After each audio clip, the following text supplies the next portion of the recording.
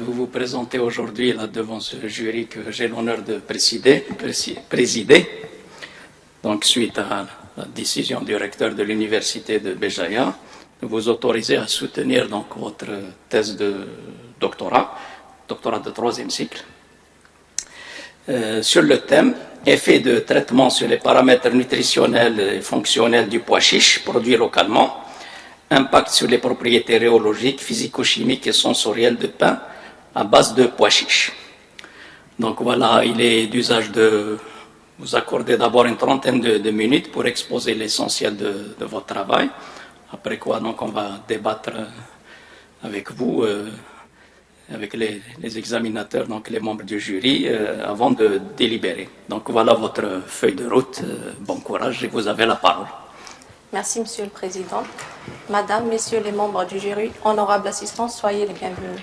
Permettez-moi de vous présenter l'essentiel de mon travail de thèse intitulé « Effet de traitement sur les paramètres nutritionnels et fonctionnels du pois chiche produit localement. Impact sur les propriétés rhéologiques, physico-chimiques et sensorielles de pain à base de pois chiche » sous la direction de M. Zedi. Pour cela, on a opté pour le plan suivant.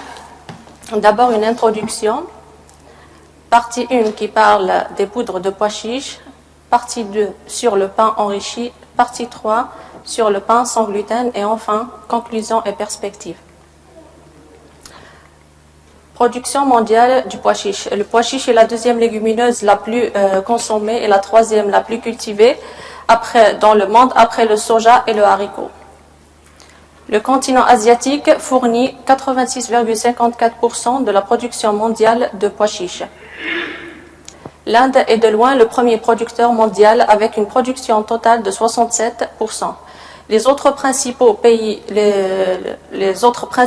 producteurs de cette légumineuse sont le Pakistan, la Turquie, le Mexique, le Canada et l'Australie. Les variétés de pois chiche. Il existe 2 variétés de pois chiche commercialisées dans le monde, à savoir la variété Kabouli et la variété Desi. Ces 2 variétés se distinguent par la taille des graines, la couleur et forme du tégument, la composition chimique et le pays de culture. L'intérêt du pois chiche, l'intérêt alimentaire. Ce sont des graines hautement nutritives. En effet, elles sont une bonne source de protéines, 2 à 3 fois plus riches que les céréales et égales en quantité avec le groupe œufs, viande et poissons. Elles sont également riches en glucides, notamment en fibres alimentaires, riches en vitamines du groupe B et de minéraux. Et ce sont des graines à 0% de cholestérol. Leur statut sans gluten en fait un aliment de choix pour les cœliaques. Selon les nutritionnistes, la présence de pois chiches et en général de légumineuses dans un régime alimentaire équilibré permet de prévenir de plusieurs maladies, à savoir l'hypertension artérielle, les maladies cardiaques, le diabète de type 2, l'obésité, l'ostéoporose et le cancer du côlon. L'intérêt agronomique des graines de pois chiche réside dans la capacité de fixation de l'azote atmosphérique qui contribue à la fertilisation des sols et à l'économie d'engrais. Un autre intérêt, c'est l'alimentation du bétail par l'utilisation des graines en elles-mêmes ou bien d'autres parties de la plante comme les gousses, les tiges et les feuilles. Malgré les bienfaits nutritionnels des légumineuses dans le pois chiche, le consommateur éprouve toujours un désintérêt pour ces graines. Il considère que ce sont une source de flatulence, ce sont des aliments des pauvres et que leur préparation prend beaucoup de temps. Alors l'enjeu principal et important, c'est comment accroître la consommation de ces graines. La solution, c'est de corriger l'image qu'ont les légumineuses à travers de nouvelles techniques d'utilisation dans le domaine agroalimentaire, comme par exemple l'incorporation dans un produit alimentaire. Pour une incorporation innovante, l'aliment doit être attractif par sa nouveauté, sa praticité, son faible coût et que ce soit un produit de consommation régulière. Réunissant tous ces critères, le pain pourrait être le modèle idéal de cet aliment. Et avec cette incorporation, on peut aboutir à la complémentarité en acides aminés essentiels. Ainsi, les céréales trouveront leur supplément de lysine dans les légumineuses et celles-ci trouveront leur supplément d'acides aminés soufrés dans les céréales. Dans ce sens s'oriente notre travail qui a pour objectif, premièrement, d'évaluer l'effet de traitement sur les paramètres nutritionnels et fonctionnels du pois chiche. Deuxièmement, préparer un pain enrichi en substituant la farine de blé par 10 et 20% de farine de pois chiche crue et traitée. Et troisièmement, préparation d'un pain sans gluten à base de 100% de pois chiche. Le matériel végétal. Nos grains de pois chiche sont récoltés en été 2010 dans la région de Majouamen, commune d'Amizour, wilaya de Bijaya. Selon les données bibliographiques, les traitements retenus à appliquer sur nos grains de pois chiche sont le trempage pendant 12 heures et 18 heures, la germination pendant 24 heures et 48 heures avec un trempage préalable de 12 heures, la cuisson dans l'eau ou à la vapeur avec également un trempage préalable de 12 heures, la torréfaction pendant 20 minutes et 40 minutes à 180 degrés Celsius. Les grains trempés, germés et cuits sont séchés dans une étuve à 60 degrés. La préparation des poudres. Les grains de pois chiche traités et séchés sont broyés et tamisés afin d'obtenir des poudres dont la taille des particules est inférieure ou égale à 0,5 mm. Les poudres ainsi obtenues sont conservées dans des bocaux dans un endroit sec et à l'abri de la lumière. La première partie de ce travail est consacrée à l'évaluation de l'effet de traitement sur quelques paramètres nutritionnels et fonctionnels du pois chiche. Ces quelques paramètres nutritionnels sont la composition chimique. Dans la composition chimique globale, la teneur en glucides et le profil en acides gras par chromatographie en phase gazeuse. Et la digestibilité in vitro gastrique et gastro-intestinale simulée et les facteurs antinutritionnels dont les tanins condensés, l'acide phytique, les inhibiteurs de trypsine. Et les propriétés fonctionnelles évaluées dans cette partie sont la densité apparente, la capacité d'absorption d'eau, d'huile et la capacité de gonflement, la capacité émulsifiante, moussante, la capacité de gélification et la solubilité des protéines.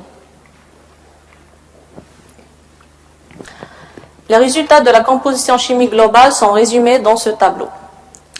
La teneur en protéines brutes du pois chiche cru s'élève à 24,26% de la matière sèche. Cette teneur augmente significativement dans le pois chiche germé, trempé pendant 12 heures ou cuit à la vapeur, alors qu'elle diminue significativement après la torréfaction. La teneur en lipides du pois chiche cru, qui est de 7,07% de la matière sèche, n'est pas affectée par les traitements, à l'exception de la cuisson dans l'eau, qui induit une légère augmentation, mais qui est significative. La teneur en cellulose brute est significativement augmentée après germination, cuisson et torréfaction pendant 40 minutes, comparée à la teneur du pois chiche cru qui est de 2,87%. La teneur en cendre n'est pas affectée par la torréfaction, alors que la germination pendant 48 minutes induit une diminution significative. Le trempage et la cuisson dans l'eau également diminuent cette teneur. La teneur en extractif non azoté du pois chiche cru qui est obtenue par différence est de 62,56% de la matière sèche. La germination s'accompagne d'une diminution significative de cette concentration, alors que les 3 autres traitements testés ne modifient pas significativement cette teneur. L'énergie brute augmente significativement après trempage et cuisson. Elle augmente également après torréfaction 20 minutes, mais diminue après sel à 40 minutes. La germination ne modifie pas cette teneur. Les glucides mesurés dans cette étude sont les glucides totaux disponibles, l'amidon et l'amidon gélatinisé. La teneur en glucides totaux disponibles est de 60 à 60,11%. Cette teneur augmente significativement de 12,2% après cuisson dans l'eau, alors que la germination, le trempage pendant 12 heures et la cuisson à la vapeur ne l'affectent pas significativement. La germination s'accompagne d'une augmentation de 8,3 à 13,9% de la teneur en amidon. Le trempage pendant 12 heures ou la cuisson à la vapeur l'augmente significativement également, alors que la torréfaction s'accompagne d'une baisse significative de 1,6 à 5,8%. Le trempage pendant 18 heures la diminue également. Le pois chiche germé pendant 48 heures ou torréfié pendant 20 minutes se caractérise par les teneurs les plus faibles en amidon gélatinisé, alors que la cuisson se caractérise par les valeurs les plus élevées, 10,7 pour la cuisson dans l'eau et 9,18% de la matière sèche pour le pois chiche cuit à la vapeur. Le profil en acide gras. L'acide palmitique est l'acide gras principal des matières, l'acide gras saturé principal des matières grasses du pois chiche. Sa teneur est significativement augmentée après la cuisson ou la torréfaction pendant 40 minutes, alors que les autres traitements la diminuent significativement. La teneur en acide oléique du pois chiche cru qui est de 28,98% diminue significativement après la germination. Le trempage pendant 18 heures ou la cuisson à la vapeur est sans effet sur cette teneur, alors que les autres traitements testés l'augmentent significativement. L'acide linoléique est l'acide gras insaturé principal présent dans les matières grasses du pois chiche. Sa teneur s'élève à 50,94%. Les traitements testés l'augmentent significativement, à l'exception de la cuisson dans l'eau qui ne modifie pas cette teneur. La somme des acides gras saturés diminue significativement après les traitements, à l'exception de la cuisson dans l'eau et la torréfaction pendant 40 minutes qui l'augmente significativement. Alors que la somme des acides gras polyinsaturés augmente significativement après les traitements, à l'exception aussi de la cuisson dans l'eau qui induit une légère baisse mais qui est significative. La digestibilité in vitro. La digestibilité in vitro gastrique et gastro-intestinale simulée est illustrée dans cette figure. Durant la phase gastrique, le trempage pendant 18 heures, la cuisson et la torréfaction s'accompagnent d'un effet dépressif. Cet effet ne se poursuit pas lors de la digestibilité gastro-intestinale, à l'exception de la cuisson dans l'eau qui affiche la plus faible digestibilité avec une valeur de 55,77% contre celle du pois chiche cru qui est de 61,06%.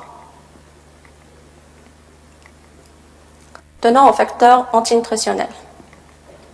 Les traitements thermiques humides sont les plus efficaces pour réduire la teneur en facteurs antinutritionnels mesurés. Cette diminution atteint 60, 37 et 86 à 97% pour les inhibiteurs de trypsine, l'acide phytique et les tanins condensés. La torréfaction induit également des baisses significatives qui varient de 47 à 57% pour les inhibiteurs de trypsine, de 16 à 37% pour l'acide phytique et de 63 à 70% pour les tanins condensés. La germination induit également des réductions significatives pour les inhibiteurs de trypsine et l'acide phytique, mais augmente significativement la teneur en tanins. Le trempage est sans effet sur la teneur des inhibiteurs de trypsine, alors qu'il diminue significativement la teneur en tanins condensés.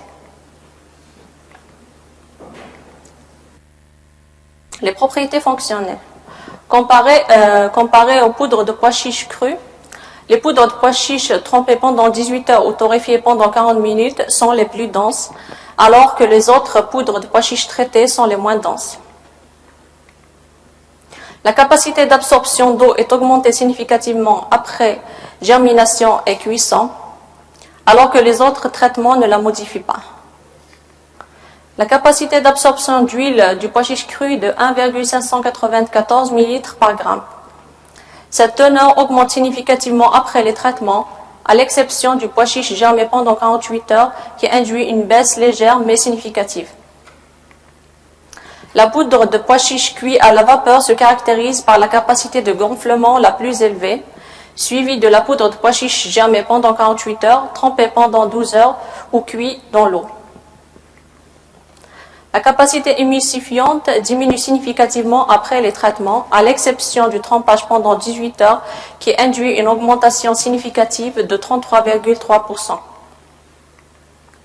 La capacité moussante augmente de 2 fois après le trempage, alors que les autres traitements la diminuent significativement. La concentration minimale de gélification est de 8%. Pour la poudre de pois chiche crue qui affiche la plus faible concentration minimale de gélification indiquant une capacité de gélification la plus élevée, qui diminue significativement après les traitements, qui augmente la concentration minimale de gélification. La solubilité des protéines est nettement plus élevée à pH neutre, 8,29 à 62,25%, contre 5,3 à 8,56% à pH 4. L'augmentation de la concentration de NaCl augmente significativement cette solubilité. Le phénomène contraire est observé à pH 7. Compte tenu des résultats de la composition chimique, de la digestibilité in vitro des protéines, des facteurs antinutritionnels et des propriétés fonctionnelles, 4 poudres de pois chiches ont été retenues pour la partie 2 et la partie 3. Les poudres de pois chiches crues, poudre de pois chiches germées pendant 48 heures, poudre de pois chiches torréfiées pendant 20 minutes et les poudres de pois chiches cuites dans l'eau. La deuxième partie de ce travail est consacrée à l'effet de la substitution partielle de la farine de blé par de la farine de pois chiches crue ou traitée sur la qualité du pain. Le taux de substitution de la farine de blé par de la farine de pois chiches est de 10 et 20%. Ces taux sont choisis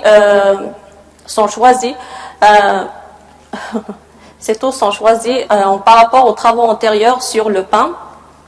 D'après ces auteurs, la qualité technologique du pain est altérée au-delà de 20% de substitution. Alors notre but est de préparer un pain enrichi tout en préservant sa qualité technologique pour une bonne acceptabilité du consommateur. Avant de préparer le pain, on a mesuré les paramètres de viscosité pour les mélanges farine de blé et de pois chiches et pour la farine de blé, au moyen du RVA qui est l'analyse rapide de viscosité, pour prédire est-ce que ces mélanges sont aptes pour l'aptitude de ce mélange à la préparation, à les incorporer dans la préparation du pain. Ces deux figures illustrent le profil de viscosité de la farine de blé et des mélanges farine de blé et pois chiches. Globalement, la présence de pois chiches induit une baisse significative de la viscosité de la farine de blé. Ces baisses, elles sont plus accrues dans le taux de 20%, pour le taux de 20%, qui vont de 12 à 33%, contre 8 à 17% pour le taux de 10%. Dans les deux cas, c'est la poudre de pois chiches cuite dans l'eau qui affecte plus cette viscosité, alors que la poudre de pois chiches torréfiée affiche les plus faibles baisses. Malgré ces baisses de la viscosité, les mélanges peuvent être incorporés dans la préparation du pain, car les taux choisis permettent d'avoir des profils de viscosité avec une allure assez proche de celle de la farine de blé. Processus de fabrication du pain. D'abord, on pèse les ingrédients secs qui sont la farine de blé ou bien les mélanges, la levure boulangère et le sel, qui sont placés dans le farinographe, puis mélangés pendant 30 secondes à 30 degrés. Puis l'eau est ajoutée, le tout est pétri à 7 minutes à la même température. Une fois la pâte formée, elle est divisée en petits bâtons de 50 grammes qui sont boulés à l'aide d'un homogénéiseur, puis placés dans des moules. Ceux-ci sont placés dans une chambre de fermentation à 30 degrés pendant 55 minutes et ils sont cuits dans un four ventilé à 180 degrés pendant 25 minutes. Une fois sortis du four, ils sont maintenus à température ambiante pour qu'ils refroidissent. Ces pains sont coupés en tranches égales à l'aide d'un slicer, puis conservés jusqu'à utilisation. La qualité des différents pains préparés est évaluée par la qualité organoleptique en mesurant le volume spécifique, le taux d'humidité, la couleur et la texture, par la qualité nutritionnelle On mesure la composition chimique et la digestibilité in vitro des protéines et par la qualité sensorielle, par une analyse sensorielle descriptive. Les résultats de la qualité organoleptique. Le volume spécifique du pain contrôle s'élève à 2,89 ml par gramme. Les pains à base de mélange n'affectent pas significativement ce volume spécifique, à l'exception du pain à base de pois chiches cuit dans l'eau à 20%, qui induit une baisse significative de 18%. Quel que soit le taux d'incorporation, les mélanges à base de pois chiches crus ou germés n'affectent pas significativement le taux d'humidité des pains préparés.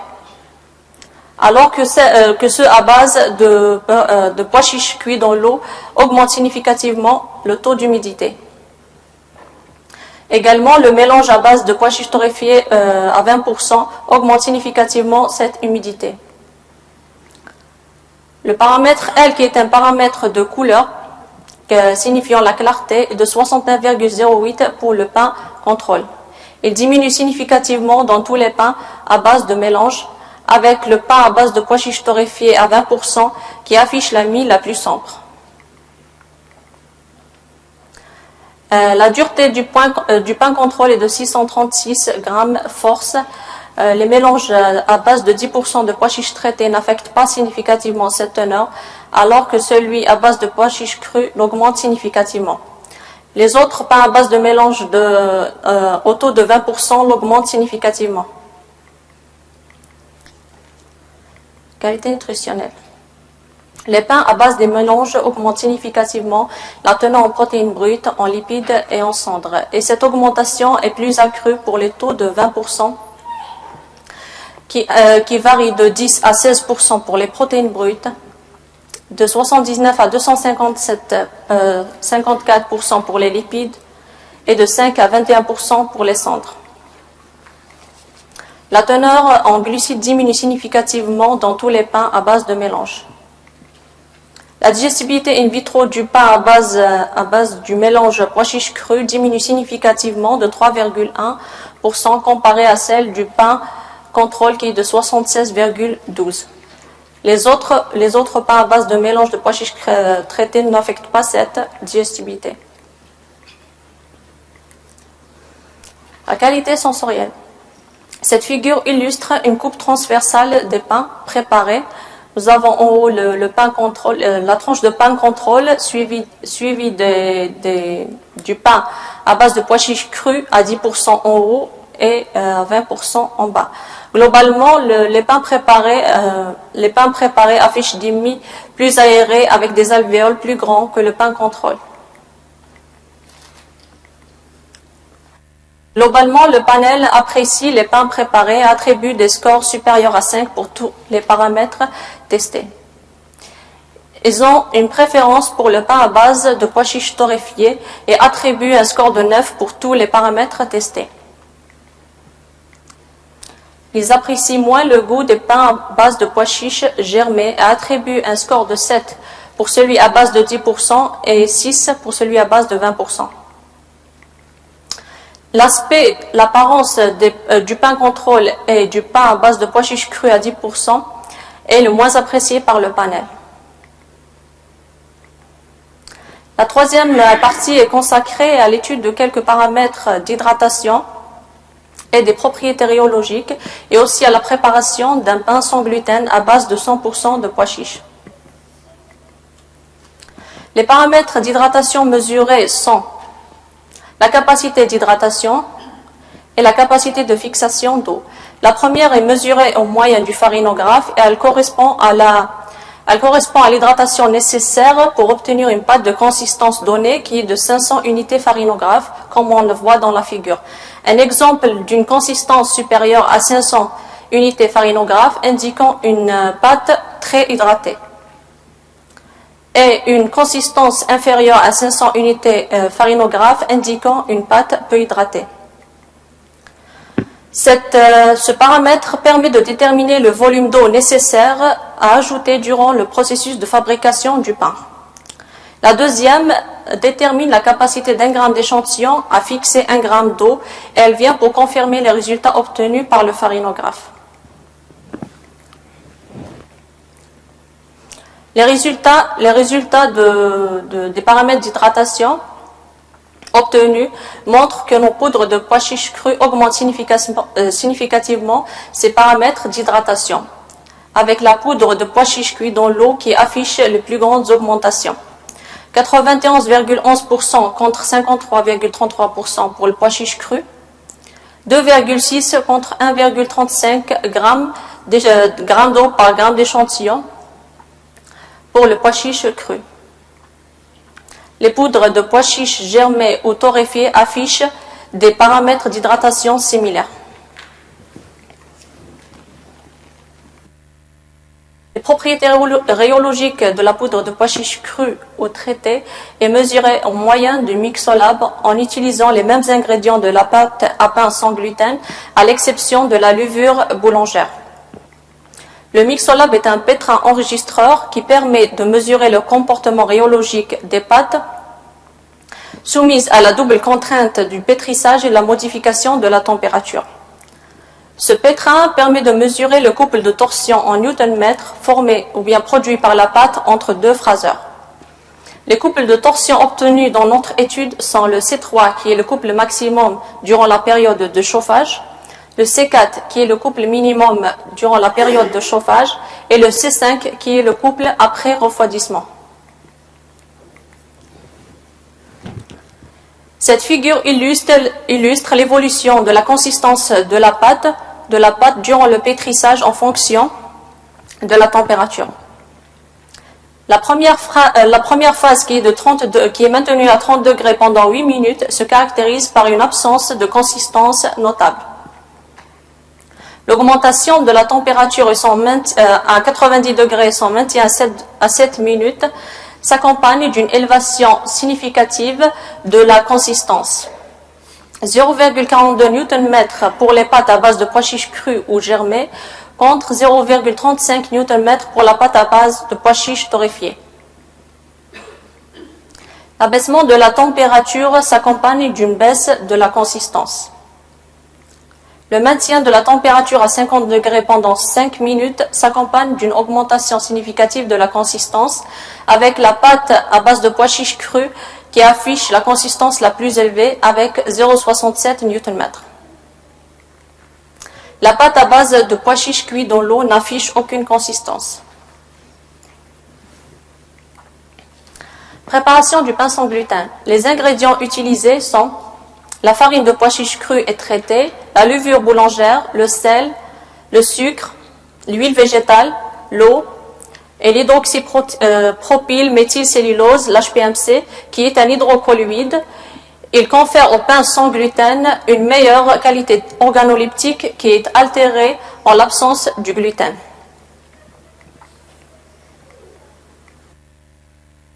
Les étapes de fabrication du pain sans gluten. Pétrissage pendant 6 minutes à 30 degrés, division à l'aide d'une poche à douille parce qu'on obtient une pâte assez collante. L'après pendant 40 minutes à 35 degrés Celsius, cuisson à 180 degrés pendant 15 minutes et le reçuage à température ambiante. La qualité des différents pains préparés est évaluée de la même manière que les pains obtenus en partie 2. La qualité organoleptique. Le pain à pois chiches torréfié se caractérise par le volume spécifique le plus élevé, alors que celui à pois chiches cuit dans l'eau par le volume spécifique le plus faible. Celui-ci se caractérise par le taux d'humidité le plus élevé, comparé à celui du pain à pois chiches cru. Le pain à pois chiches cuit affiche une mie plus claire que les autres pains, avec un L le plus élevé. À l'opposé, le pain à pois chiches germé affiche la mie de pain la plus sombre. Le pain à pois chiches cru ou torréfié affiche des valeurs de L similaires. La dureté du pain sans gluten à base de pois chiches crus affiche une dureté de 2460 grammes force. Elle augmente significativement dans le pain à pois chiches germé de 15%. Le pain à pois chiches torréfié ou cuit dans l'eau qui sont plus moelleux affiche des baisses significatives de 34 et 68%. Qualité nutritionnelle. La teneur en protéines brutes du pois chiche cru s'élève à 11, du pain à pois chiche cru s'élève à 11,16%. Cette teneur diminue significativement dans les pains à pois chiche torréfiés ou cuits dans l'eau et n'est pas modifiée dans le pain à base de pois chiche germés. Ce dernier affiche la teneur en lipides la plus faible, alors qu'elle est augmentée dans les pains à pois chiche torréfiés ou cuits dans l'eau. La teneur en cendres diminue significativement dans ces deux derniers pains de 13 et 38%, comparée à celle du pain à pois chiche cru. Celle du pain à pois chiche germé diminue également, légèrement mais significativement. La teneur en glucides diminue significativement dans les pains à pois chiche traités. La digestibilité in vitro des protéines du pain à pois chiche cru est de 74,99%. Elle n'est pas modifiée dans les pains à pois chiche germés ou torréfiés, tandis qu'elle affiche une augmentation significative de 6% pour le pain à pois chiche cuit. Qualité sensorielle. Cette figure illustre une coupe transversale des tranches de pain sans gluten. Selon le Palinde, l'apparence des pains à pois chiche crus ou germés sont les plus appréciés et accordent un score de 6,22 et 6, respectivement. À l'opposé, ils apprécient moins l'apparence des pains à pois chiche torréfiés ou cuits dans l'eau et accordent un score de 4,78 et 3,67, respectivement. La texture des pains sans gluten, selon le panel, varie de 4,33 pour le pain à base de pois chiche cuit à 5,67 pour le pain à base de pois chiche cru. Ils apprécient beaucoup plus le goût du pain à base de pois chiche cuit par rapport aux autres et accordent un score de 5,56. Ils trouvent que l'arrière-goût du pain à base de pois chiche germé est le plus désagréable. Ils préfèrent beaucoup plus l'arôme des pains à base de pois chiche cru, germés ou torréfiés, comparé à celui à base de pois chiche cuit dans l'eau. Conclusion. Les caractéristiques nutritionnelles et fonctionnelles évaluées ont été affectées à des degrés divers par les traitements appliqués. Les traitements thermiques sont les plus efficaces dans la réduction des facteurs antinutritionnels. Cependant, la digestibilité in vitro des protéines diminue lors de ces traitements, tandis que la germination est le seul traitement n'affectant pas cette digestibilité. La densité apparente, les capacités d'absorption d'eau, d'huile et de gonflement sont améliorées par la plupart des traitements. Les propriétés émulsifiantes, gélifiantes et moussantes ont été modifiées. Tous les traitements ont réduit la solubilité des protéines à tous les pH et les concentrations évaluées. Les mélanges à 10 et 20% de pois chiches affichent des propriétés visqueuses différentes de celles de la farine de blé, induisant une diminution de la viscosité qui est accentuée pour les mélanges avec du pois chiche cuit dans l'eau. La poudre de pois chiche torréfiée est la moins affectée avec un profil de viscosité similaire à celui du pois chiche cru. Les pains à base de 10% de poudre de pois chiche ont montré des changements mineurs dans leur qualité. Le taux de substitution de 20% déprécie la qualité. La dureté a été nettement augmentée avec 20% de pois chiche cru ou torréfiés. Les pâtes à pain sans gluten à base de nos poudres de pois chiche affichent une faible consistance et leur comportement rhéologique a été défini par la gélatinisation de l'amidon et la capacité de gélification. Le pain à base de pois chiche cuit dans l'eau présentait le plus faible volume spécifique, une clarté plus brillante de l'amie et la texture la plus tendre. La cuisson a cependant diminué la teneur en composition chimique globale et augmenté la digestibilité in vitro des protéines. Le volume spécifique le plus élevé est en faveur du pain à pois chiche torréfié qui présente une dureté de mie plus élevée. Globalement, la torréfaction et la cuisson confèrent aux graines de pois chiche la possibilité d'incorporer les poudres qui en résultent dans la préparation d'un pain sans gluten avec des caractéristiques nutritionnelles et sensorielles acceptables. Perspective. Les différents résultats obtenus sont encourageants et prometteurs pour une exploitation industrielle et artisanale. Ainsi, la production de pain enrichi au sans gluten au bénéfice des consommateurs peut devenir une réalité. Nos résultats méritent d'être poursuivis par une évaluation in vivo approfondie de la qualité nutritionnelle des pains obtenus, bilan azoté, teneur en acides aminés, index glycémique, etc., par une optimisation des paramètres de traitement, par une formulation et production d'autres produits d'intérêt général à base de légumes secs et l'extension de l'association à d'autres céréales. Merci pour votre attention.